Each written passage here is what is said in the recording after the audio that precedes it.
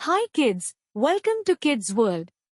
ಕಾಮನ್ವೆಲ್ಲು ರಾಜಕುಮಾರಿ ಮತ್ತು ಬಣ್ಣರಹಿತ ಸಾಮ್ರಾಜ್ಯ ಮಾಂತ್ರಿಕ ರಾಜ್ಯದಲ್ಲಿ ಐರಿಸ್ ಎಂಬ ರಾಜಕುಮಾರಿ ವಾಸಿಸುತ್ತಿದ್ದಳು. ಅವಳು ಹೋದಲ್ಲೆಲ್ಲಾ ಕಾಮನಬಿಲ್ಲುಗಳನ್ನು ರಚಿಸುವ ಶಕ್ತಿಯನ್ನು ಹೊಂದಿದ್ದಳು. ಒಂದು ದಿನ ಐರಿಸ್ ರಾಜ್ಯದಲ್ಲಿರುವ ಎಲ್ಲಾ ಬಣ್ಣಗಳು ಕಣ್ಮರೆಯಾಗಿರುವುದನ್ನು ಕಂಡು ಎಚ್ಚರವಾಯಿತು. ಎಲ್ಲವೂ ಬೂದು ಮತ್ತು ಮಂದವಾಗಿತ್ತು. ಐರಿಸ್ ತನ್ನ ರಾಜ್ಯಕ್ಕೆ ಬಣ್ಣವನ್ನು ಮರಳಿ ತರಲು ಅನ್ವೇಷಣೆಗೆ ಹೋಗಲು ನಿರ್ಧರಿಸಿದಳು. ಅವಳು ತನ್ನ ಚೀಲವನ್ನು ಪ್ಯಾಕ್ ಮಾಡಿ ತನ್ನ ಸಾಹಸಕ್ಕೆ ಹೊರಟಳು.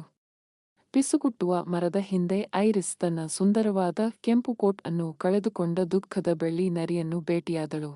ನರಿಗೆ ಐರಿಸ್ ಹೇಳಿದಳು, ಚಿಂತಿಸಬೇಡ, ನಿನ್ನ ಬಣ್ಣವನ್ನು ಮರಳಿ ಪಡೆಯಲು ನಾನು ನಿನಗೆ ಸಹಾಯ ಮಾಡುತ್ತೇನೆ ಎಂದಳು.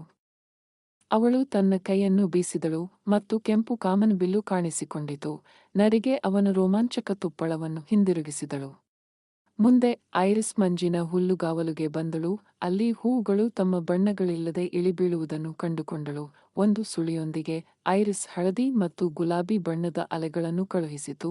ಹೂವುಗಳಿಗೆ ಜೀವನವನ್ನು ಮರಳಿ ತಂದಿತು. ಕ್ರಿಸ್ಟಲ್ ಸರೋವರದಲ್ಲಿ ಐರಿಸ್ ಬಣ್ಣವಿಲ್ಲದ ನೀರಿನಲ್ಲಿ ಮಂದ ಮತ್ತು ಬೂದು ಬಣ್ಣದ ಮೀನುಗಳ ಗುಂಪನ್ನು ಭೇಟಿಯಾದಳು. ಐರಿಸ್ ತನ್ನ ಕಾಲ್ಬೆರಳುಗಳನ್ನು ನೀರಿನಲ್ಲಿ ಅದ್ದಿ ನೀಲಿ ಮತ್ತು ಹಸಿರು ತರಂಗಗಳನ್ನು ಕಳುಹಿಸಿದಳು.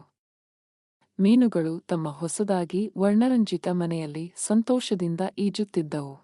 ಐರಿಸ್ ಪ್ರಯಾಣಿಸುತ್ತಿದ್ದಾಗ ಅವಳು ಎದುರಿಸಿದ ಎಲ್ಲದಕ್ಕೂ ಬಣ್ಣವನ್ನು ತಂದಳು: ಮರಗಳು, ಪ್ರಾಣಿಗಳು ಮತ್ತು ಬಂಡೆಗಳು.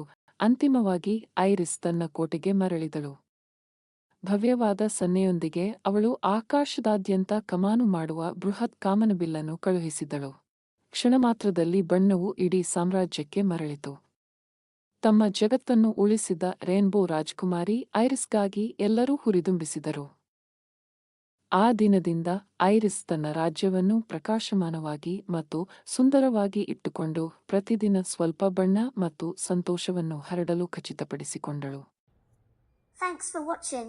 Please like, share and subscribe for more such videos.